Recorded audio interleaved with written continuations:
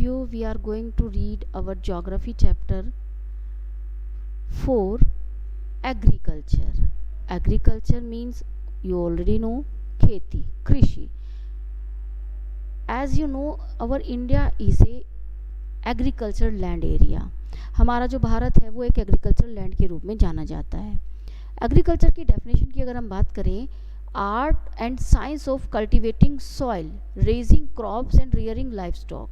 वो कला, वो विज्ञान जिसके द्वारा हम सॉइल पर कल्टीवेशन करते हैं क्रॉप्स ग्रोन करने के लिए और लाइफ स्टॉक को रियर करने के लिए, पशुपालन को डेवलप करने के लिए, इसी को हम एग्रीकल्चर के रूप में डिफाइन करते हैं, डेफिनेशन के रूप में जानते हैं.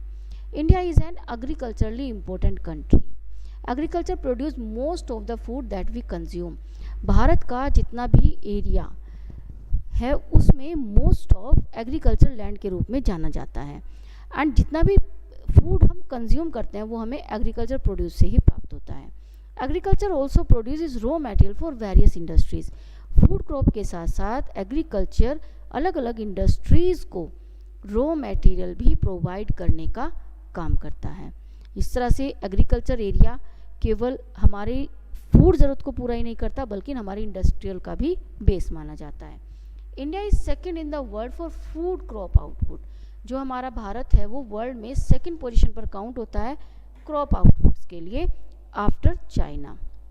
1.4 million square kilometre of land in India is under cultivation. Agriculture in India is biggest economic sector, employees 52.1% of total workforce. हमारी अर्थव्यवस्था की अगर हम बात करें तो इकोनॉमी के रूप में, ऑक्यूपेशन के रूप में 52.1% जनसंख्या एग्रीकल्चर में एंगेज है अपनी अर्निंग को गेन करने के लिए. Types of farming.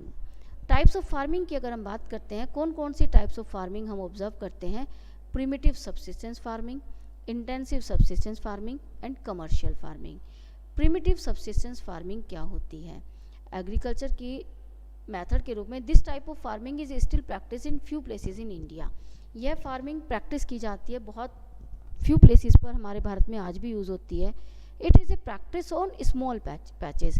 ये खेती जो होती है छोटे छोटे स्मॉल लैंड्स पर परंपरागत मेथड्स के द्वारा की जाती है, प्रिमिटिव टूल्स के द्वारा की जाती है, लाइक हो जो digging sticks, and family members ही इसमें एंगेज रहते हैं खेती को करने के लिए.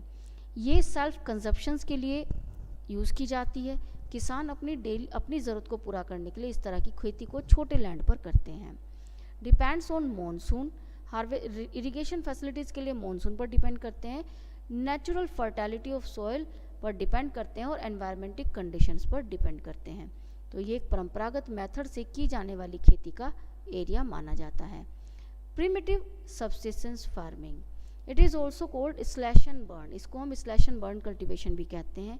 इसमें क्या किया जाता है, किसान एक पैच ऑफ लैंड को क्लियर कर लेते हैं और अपनी डेली फैमिली सस्टेन को पूरा करने के लिए इस तरह की लैंड को यूज़ करते हैं. When soil fertility decreases, farmers जब उनको लगता है कि उनकी लैंड की फर्टिलिटी कम हो रही है, उस लैंड को छोड़कर वो दूसरी लैंड पर चले जाते हैं और वहाँ पर खेती करते हैं और उस एरिया पर जो रिमेनिंग पार्ट्स होते हैं क्रॉप्स के उनको जला देते हैं. उसकी जो आश होती है बारिश आने के बाद वो उस मिट्टी में मिल जाती है. उसके बाद उसको दोबारा से फर्टिलिटी गेन करके उस लैंड को दोबारा से यूज़ किया जा सकता है प्रोडक्टिविटी के लिए. इस तरह से स्लैश एंड बर्न एग्रीकल्चर जाना जाता है. इस खेती के अलग अलग नाम हम यहाँ पर लिस्ट में दिखा रहे हैं. लिस्ट में आप ऑब्जर्व कर सकते हैं किस किस एरियाज़ में किस नाम से इसको जाना जाता है. You can observe this table and you can know the name of slash and burn agriculture या shifting cultivation agriculture. Intensive subsistence farming, ये फार्मिंग प्रैक्टिस की जाती है हाई पॉपुलेशन एरियाज़ में. इन लेबर इंटेंसिव फार्मिंग होती है where high and biochemical inputs irrigations use किए जाते हैं हायर प्रोडक्शन को फिक्स्ड लैंड पर गेन करने के लिए. The right inheritance leading the division of land among successive generations. आप ऑब्जर्व करेंगे इंडिया में जैसे जैसे फैमिलीज़ बढ़ती हैं, जो लैंड होती है वो डिस्ट्रीब्यूट होती रहती है जनरेशन टू जनरेशन और उसका डिवीज़न होता रहता है. इस कारण से जो लैंड है वो बढ़ती रहती है छोटे छोटे पैचेस में. तो इस तरह की लैंड एरियाज़ पर ज़्यादा से ज़्यादा जनसंख्या के जो नीड्स होती हैं उनको पूरा करने के लिए मैथड्स को इंक्रीज़ करके, इरिगेशन फैसिलिटीज़ आदि को इंक्रीज़ करके ज़्यादा से ज़्यादा प्रोडक्शन गेन करने की कोशिश की जाती है, लेकिन इस तरह की लैंड पर जो प्रेशर होता है वो बहुत अधिक पाया जाता है। Commercial farming, in this type of farming higher doses of modern inputs, बड़े बड़े फार्म लैंड्स पर मॉडर्न इनपुट्स को यूज़ करते हुए, चाहे उसमें HYV शीट्स हों, केमिकल फर्टिलाइजर्स हों, इंसेक्टिसाइड्स, पेस्टिसाइड्स हों, इन सब को यूज़ करके कमर्शियली, व्यापार के लिए खेती को जनरेट किया जाता है। Rice is commercial crop, Punjab and Haryana में इसका उत्पादन होता है, but in Orissa it is a subsistence crop. लेकिन उड़ीसा में क्योंकि कम मात्रा में इसका उत्पादन होता है, यहाँ पर ये एक सब्सिस्टेंस क्रॉप के रूप में जानी जाती है। तो मोस्ट ऑफ जो कमर्शियल फार्मिंग होती है उसमें सिंगल क्रॉप का प्रोडक्शन किया जाता है, जिससे कि बड़े पैमाने पर उसका उत्पादन किया जा सके। प्लांटेशन भी कमर्शियल फार्मिंग का एक मेथड होता है, जिसमें सिंगल क्रॉप ग्रोन की जाती है लार्ज एरियाज पर। Plantation has an interface of agriculture for industries. Plantations use capital intensive input, इनमें बड़ी मात्रा में कैपिटल इन्वेस्टमेंट की ज़रूरत होती है। All the produce is used as raw material in respective industries, और इसमें जो रॉ मटेरियल मिलता है वो अलग अलग इंडस्ट्रीज़ के लिए रॉ मटेरियल के रूप में यूज़ किया जाता है। Tea plantation in Assam and north Bengal, coffee plantation in Karnataka, banana plantation in southern part of India, rubber plantations, इस तरह के एग्जाम्पल्स हैं जो कि आपको अलग अलग स्टेट्स में देखने को मिलेंगे। प्लांटेशन क्रॉप्स, ये क्रॉप्स हैं जो प्लांटेशंस के रूप में भारत में ग्रोन होती हैं। Since the production is mainly for market, क्योंकि इनमें जो प्रोडक्शन होता है वो मार्केट के लिए होता है, तो एक well developed network system of transportation, communications in areas में डेवलप करना ज़रूरी होता है, जिससे कि इंडस्ट्रीज़ तक आसानी से रॉ मटेरियल पहुंचाया जा सके और मार्केट में अवेलेबिलिटी की जा सके। क्रॉपिंग पैटर्न, अगर हम ऑब्जर्व करें, खेती की हम बात कर रहे हैं, तो हमारे भारत में ज़्यादा से ज़्यादा प्रोडक्शन गेन करने के लिए डिफरेंट क्रॉपिंग पैटर्न्स यूज़ किए जाते हैं, जिसमें हम फर्स्ट इंक्लूड करते हैं rabi, kharif and zaid. Rabi, kharif and zaid cropping pattern के रूप में डिफाइन करें तो राबी क्रॉप्स वो होती हैं जो विंटर में शोन होती हैं, अक्टूबर एंड दिसंबर में ये हार्वेस्ट की जाते हैं, sown in winter and harvest in summer, April to June. अगर हम ऑब्जर्व करें, समर में हमारी कौन सी क्रॉप कटती है, लान कटती है, अप्रैल में गेहूँ। इस तरह की जो फसलें हैं वो इसके एग्जाम्पल में काउंट किए जाते हैं, just like wheat, barley, peas, gram, mustards. कौन कौन सी स्टेट्स हैं, just like Haryana, Punjab, Himachal Pradesh, Jammu Kashmir, Uttarakhand, western UP main rabi crop के रूप में प्रोड्यूसिंग स्टेट्स के रूप में जानी जाती हैं। Availability of precipitation during winter months due to the western temperature cyclone, क्योंकि विंटर में वेस्टर्न साइक्लोन्स के कारण जो बारिश होती है वो उसके कारण पानी की अवेलेबिलिटी होती है, इस कारण से इन फसलों को विंटर में ग्रोन किया जाता है, शोन किया जाता है और उसके बाद हार्वेस्ट किया जाता है समर में। सक्सेस ऑफ ग्रीन रिवॉल्यूशन के कारण भी यहाँ पर इम्पोर्टेंट फैक्टर के रूप में रबी क्रॉप की ग्रोथ देखी जाती है। खरीफ crop, these crops onset the monsoon and different parts of country and harvest in September to October। ये ऑनसेट ऑफ मानसून्स में इनको ग्रोन किया जाता है ऑनसेट सीजन में, एंड देन हार्वेस्ट किया जाता है सितंबर टू अक्टूबर में। मींस समर में इनको शोन किया जाएगा और विंटर में इनको काटा जाएगा। इम्पोर्टेंट क्रॉप्स के रूप में पैडी, मेज, jowar, bajra, tur dal, moong, urad, cotton, jute and groundnut, soybean जैसी जो फसलें हैं वो आपकी इसी कैटेगरी में काउंट की जाती हैं। Most important rice growing region के रूप में Assam, West Bengal, coastal region of Orissa, Andhra Pradesh, Tamil Nadu, Kerala और महाराष्ट्र को हम जानते हैं। Konkan coast along with Uttar Pradesh and Bihar भी इसमें काउंट किए जाते हैं। Paddy has also become an important crop of Punjab and Haryana. In state like Assam, West Bengal, Orissa, 3 crops of paddies are grown in year। Assam और वेस्ट बंगाल में पैडी क्रॉप्स की 3 वेराइटीज़ हमें देखने को मिलेंगी, ऑस, अमन एंड बोरो। ये 3 क्वालिटीज़ हैं जो यहाँ पर हमें ऑब्जर्व करने को मिलती हैं। जेड क्रॉप के रूप में हम, ये वो फसलें होती हैं जो शॉर्ट सीजन में बीच में ग्रोन कर ली जाती हैं, खरीफ सीजन में during summer months, just like वो क्रॉप्स जो कि वेजिटेबल्स एंड फ्रूट्स के रूप में जानी जाती हैं। मेनली वेजिटेबल्स हम इसमें काउंट करते हैं, या फोडर क्रॉप्स भी इसमें हो सकती हैं जो एनिमल्स के लिए फोडर का काम करती हैं। Watermelon, musk melon, cucumber, vegetables आदि इसके एग्जाम्पल्स माने जाते हैं। मेजर क्रॉप्स, हम अगर इंडिया की बात करें, यहाँ पर लिस्ट बताई गई है मेजर क्रॉप्स की। ग्रेन कौन कौन सी हैं, फूड क्रॉप कौन कौन सी हैं, नॉन फूड क्रॉप्स कौन सी हैं जो कि भारत में बहुत ज़्यादा यूज़ की जाती हैं। You can observe these examples with this slide. Rice, rice को हम स्टेपल क्रॉप के रूप में जानते हैं मेजॉरिटी में इंडिया में। यह सेकेंड लार्जेस्ट प्रोड्यूसर कंट्री के रूप में इंडिया को प्रेजेंट करता है।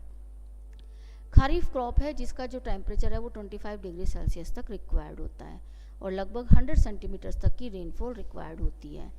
ये नेटवर्क ऑफ कैनल इरिगेशन के थ्रू, ट्यूबवेल्स के थ्रू डेवलप करने के बाद लेस रेनफॉल एरियाज़ में भी डेवलप की जाने लगी है। राइस का एरियाज़ है जो कि मैप पर शोन किया गया है ग्रीन कलर से। मेजर एरियाज़ और minor areas light green colour से शो किए गए हैं मैप पर।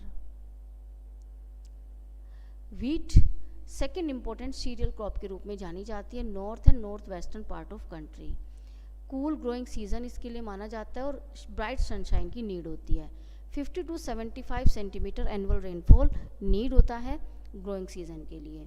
इम्पोर्टेंट वीट ग्रोइंग जोन में गंगा सतलुज प्लेन और black soil Regan Deccan plateau का माना जाता है। स्टेट्स के रूप में पंजाब, हरियाणा, उत्तर प्रदेश, बिहार, राजस्थान मेजर रीगन है जहाँ पर ये क्रॉप ग्रोन होती है। ये आपको मैप में वीट ग्रोइंग स्टेट्स दिखाई गई हैं। मिलेट्स, ज्वार, बाजरा, रागी, ये 3 इम्पोर्टेंट मिलेट्स क्रॉप्स हैं जो भारत में ग्रोन होती हैं। कोर्स ग्रेन के रूप में हम इनको जानते हैं। इनकी न्यूट्रिएंट्स वैल्यू बहुत ज़्यादा हाई होती है। इनमें आयरन, कैल्शियम और अदर माइक्रो न्यूट्रिएंट्स बड़ी मात्रा में पाए जाते हैं।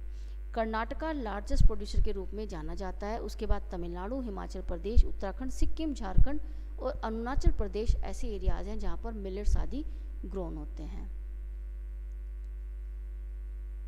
Jowar is the third most important food crop. ये मोस्ट इम्पोर्टेंट फूड क्रॉप के रूप में जानी जाती है। रेन फेड क्रॉप के रूप में भी इसको जाना जाता है। महाराष्ट्र इसका लार्जेस्ट प्रोड्यूसर माना जाता है। बाजरा ग्रोन की जाती है सैंडी सॉइल में, ब्लैक सॉइल्स में। राजस्थान लार्जेस्ट प्रोड्यूसर के रूप में फॉलो करता है उत्तर प्रदेश, महाराष्ट्र, गुजरात और हरियाणा के द्वारा। Maize used as both food and fodder crop. Maize, मक्का को हम फूड के रूप में भी और फॉडर के रूप में भी यूज़ करते हैं। यह 21 to 27 डिग्री सेल्सियस टेम्परेचर की नीड रखता है। बिहार जैसी स्टेट में इसको ग्रोन किया जाता है। मॉडर्न इनपुट इसको नीड होती है ग्रोइंग करने के लिए।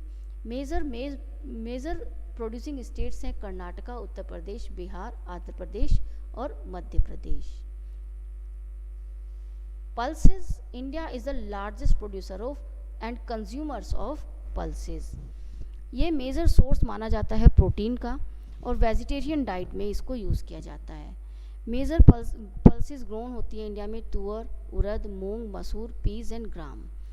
पल्सेस में लेस मॉइस्चर की नीड होती है और ड्राई कंडीशंस नीड होती है। All these crops except there are help in restoring soil fertility. Soil fertility को इंक्रीज करके ऐसे एरियाज़ में जहाँ पर कम फर्टाइल सॉइल होती है, फर्टिलिटी को बढ़ाकर इन दालों को, इन प्रोडक्शंस को ग्रोन किया जा सकता है। मेजर प्रोड्यूसिंग स्टेट्स हैं Madhya Pradesh, UP, Rajasthan, Maharashtra and Karnataka major states मानी जाती हैं। शुगर केन ट्रॉपिकल और सब ट्रॉपिकल क्रॉप्स के रूप में इसको जाना जाता है। हॉट एंड ह्यूमिड क्लाइमेट इसके लिए नीड होता है। ये वैरायटी ऑफ सॉइल्स में ग्रोन किया जा सकता है। सेकंड लार्जेस्ट कंट्री माना जाता है इंडिया ब्राज़ील के बाद। मेन सोर्स है शुगर, जैगरी और खांडसारी उद्योग का। इसके लिए मेजर स्टेट्स हैं उत्तर प्रदेश, महाराष्ट्र, कर्नाटका, तमिलनाडु, आंध्र प्रदेश, बिहार, पंजाब और हरियाणा। चाय, यह एक प्लांटेशन क्रॉप का एग्जाम्पल माना जाता है। ये एक बेवरेज क्रॉप, पेय पदार्थ के रूप में यूज़ किए जाने वाली क्रॉप के रूप में यूज़ की जाती हैं। Tea grows as well as in tropical and sub tropical climate. Throughout the years require होता है। वार मोस्ट फ्री क्लाइमेट इसके लिए नीड होता है।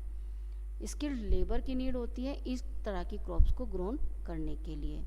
मेजर स्टेट्स के रूप में आसाम, वेस्ट बंगाल, तमिलनाडु, केरला यहाँ पर माने जाते हैं। कॉफ़ी भी एक प्लांटेशन क्रॉप है जिसको एक बेवरेज क्रॉप के रूप में प्रोड्यूस किया जाता है। वर्ल्ड का 4% कॉफ़ी भारत में ग्रो होता है। India's coffee is known for world's is good quality, और भारत में जो कॉफ़ी का प्रोडक्शन होता है वो वर्ल्ड में अपनी क्वालिटी के लिए जाना जाता है। Its cultivation was initially introduce in Baba Budan hills and Nilgiri in Karnataka, Kerala and Tamil Nadu. Horticulture crops. India is the largest producer of fruit and vegetables. Fruits are in great demand. Mangoes, oranges, bananas, lychees, guavas, pineapples, अलग अलग states के ये foods Bharat के बहुत अधिक demand में हैं। Grapes of Andhra Pradesh, Maharashtra, apples, pears, apricots, walnuts, 30% of world vegetations are grown in India. It is an important producer of pea, cauliflower, onion, cabbage, tomato, brinjals and potato. Different vegetables भी भारत में grown होती हैं। Rubber, ये equatorial crop है, under special conditions इसको grow किया जाता है। मॉइस्ट एंड ह्यूमिड क्लाइमेट की नीड होती है टेम्परेचर के रूप में 25 degree Celsius, and it's important industrial raw material crop. Mainly grown होती है Kerala, Tamil Nadu, Karnataka, Andaman Nicobar islands and Garo hills in Meghalaya. India की जो रैंक है रबर प्रोडक्शन के लिए वो 5th रैंक पर काउंट होता है। कंजप्शन पाई चार्ट्स के थ्रू दिखाया गया रबर का अलग अलग एरियाज़ में किस तरह से रबर का कंजप्शन किया जाता है। You can observe this pie chart and mark the ratio of areas. Fibre crops, cotton, jute, hemp, natural silk, 4 major fibre crops हैं जो भारत में ग्रोन होती हैं। First 3 are derived from crops grown. Silk is obtained from cocoons of silkworms. Rearing of silkworm for production of silk fiber is known as sericulture. Sericulture के रूप में हम जानते हैं सिल्क के सिल्क वॉर्म्स को रियर करना और उनसे सिल्क के मटेरियल को, फाइबर को गेन करना। India is believe to be original home of cotton plants. Bharat को ओरिजिनल होम माना जाता है कॉटन प्लांट्स के लिए। मेन रॉ मटेरियल के रूप में कॉटन टेक्सटाइल इंडस्ट्री के रूप में इसका डेवलपमेंट देखा गया है। 3rd लार्जेस्ट प्रोड्यूसर के रूप में भारत जाना जाता है वर्ल्ड में। Require high temperature, less rainfall, इसके लिए नीड होता है। स्टेट्स के रूप में महाराष्ट्र, गुजरात, MP, कर्नाटका आदि इसके लिए जानी जाती हैं। Technology and industrial reforms. Agriculture had been practice in India for thousands of years. Improve किया गया है भारत में टेक्नोलॉजी और इंडस्ट्रियल रिफॉर्म्स को डेवलप करने के लिए, क्योंकि जब तक आप रॉ मटेरियल से गेन हो रहा है, एग्रीकल्चर इंडस्ट्रीज से गेन हो रहा है, उसको तब तक आप डेवलप नहीं कर सकते जब तक इंडस्ट्रियल स्ट्रक्चर आप डेवलप नहीं करेंगे। In agriculture need serious technical and institutional reform, क्योंकि एग्रीकल्चर के डेवलपमेंट के लिए इन रिफॉर्म्स की नीड होती है। एग्रीकल्चर एक बड़ा रेशियो हमारे भारत का पाया जाता है जहाँ पर एग्रीकल्चर लैंड पाई जाती है। Why has India not improved in technical and institutional reform in agriculture. अन्य इंडस्ट्रियल डेवलपमेंट तो हमारे भारत में बहुत बड़ी मात्रा में है, लेकिन इन कंपेयर टू एग्रीकल्चर ये रेशियो बहुत कम देखने को मिला है। आज भी बहुत बड़ा रेशियो ऐसा है एग्रीकल्चर का जो मॉनसून पर डिपेंड करता है, नेचुरल फर्टिलिटी पर डिपेंड करता है। Collectivisation, consolidation, holding, cooperation, abolition of zamindari, ये सब इसके रीजंस हो सकते हैं। What were the steps taken by the government. Government के द्वारा कौन कौन सा स्टेप उठाया गया। फोकस किया गया 5 ईयर प्लान्स पर। Right of inheritance law, land holding के लिए उन पर भी वर्कआउट किया गया। Government of India embark upon introducing agriculture reform to improve Indian agriculture sector. Green revolution भी एक स्टेप माना जाता है जो कि यूज़ किया गया टेक्नोलॉजिकल डेवलपमेंट के लिए। Therefore, in 1980s to 1980s, comprehensive land development program launch किए गए। Provisions for crop insurance against calamities, crop insurance शुरू किया गया। और आज अगर हम देखें तो अलग अलग क्रॉपिंग लोन्स दिए जाते हैं अदर स्टेप्स के रूप में कि किसान क्रेडिट कार्ड्स डेवलप किए जा चुके हैं। Personal accident insurance schemes Bharat में लॉन्च हो चुकी है। स्पेशल वेदर बुलेटिन्स लॉन्च किए जाते हैं भारत में जिससे कि किसानों को बुलेटिन्स के थ्रू खबर मिल सके। Government also announce minimum support price, minimum support price भी लॉन्च कर दिया गया है, इंट्रोड्यूस कर दिया गया है इंडिया में। भूदान, ग्रामदान, महात्मा गांधी ने डिक्लेयर किया था विनोबा भावे को as a spiritual hair.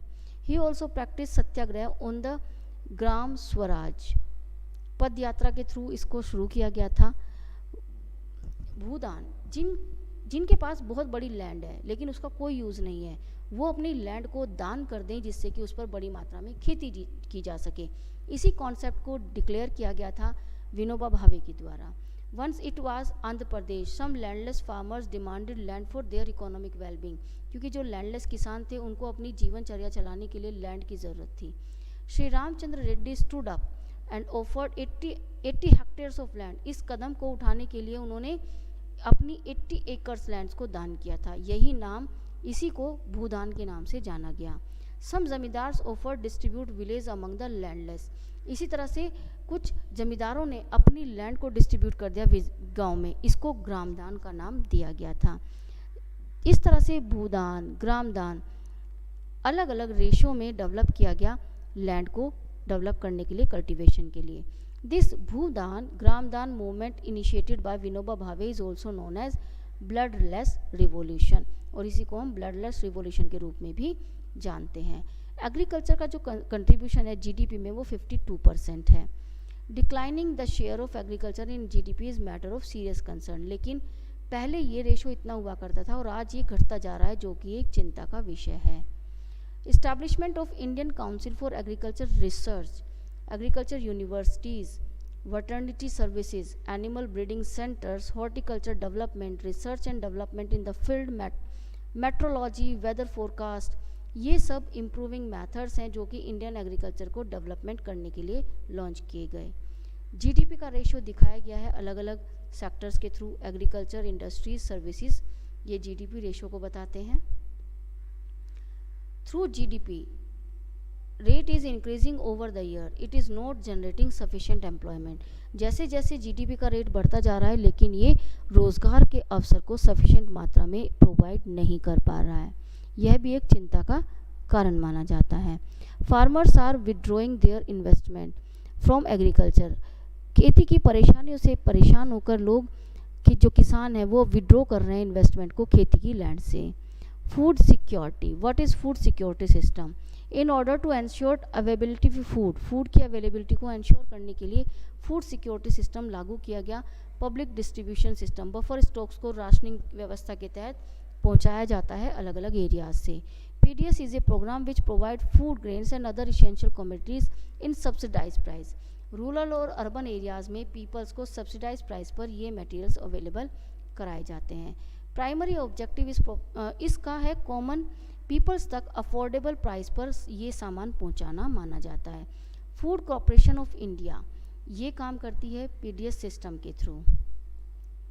How are food grain procure, किस तरह से फूड ग्रेन्स को प्रोक्योर किया जा सकता है? FCI procures food grains, maximum support price लागू किया जाता है, but these have now reach sustainable level and lead to large scale infectious inefficiencies. Excessive use of water and fertilizers have led to water logging, salinity and depletion of micronutrients of soils. इनके कारण क्या हो रहा है? Foods जो हो रही हैं वो बहुत अधिक ग्रोन नहीं हो पा रही हैं। How are consumers divided? Divided हो रहे हैं consumers. Consumers are divided into below poverty line and above poverty line. Rationing system के थ्रू इनको डिवाइड किया गया है और उसके बाद अवेलेबिलिटी की गई है किस चीज़ की? फूड सफिशेंसी की। How can became we self sufficient, हम कैसे सेल्फ सफिशेंट हो सकते हैं?